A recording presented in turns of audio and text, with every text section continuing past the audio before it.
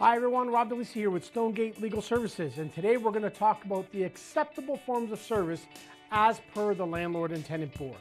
And there's only a few acceptable forms of service. Number one is going to be hand delivery or put in a mailbox. Number two is going to be hand deliver to an adult in the unit.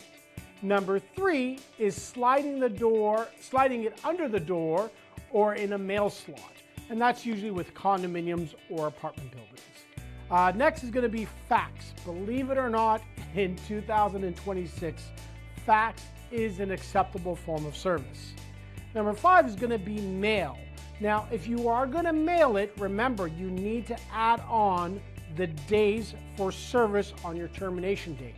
More importantly, please, if you are going to be using mail and you're going to do registered mail with signature, keep in mind that if the tenant does not sign for it, then it's not really served. And this is more common in a condominium because usually the purelator or whoever comes to the condominium will give it to the concierge that will sign it. So the question is, did the tenant really get served? The answer is no. Last but not least is going to be about email. I get hundreds of calls about this and I want to clarify it now. Is email an acceptable form of service? And my answer is, it depends. So there's a few things that we need to know. Number one, it must be in writing, either in a lease or a consent email agreement. Number two, if you're gonna rely on email, if you send an email, the tenant must acknowledge the email, must.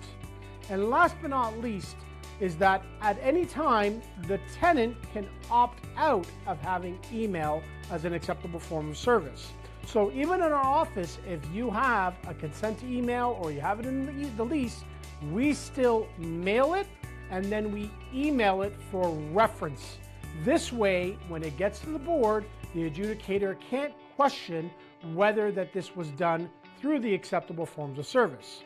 I hope this video was helpful, and if you have any questions, feel free to let us know.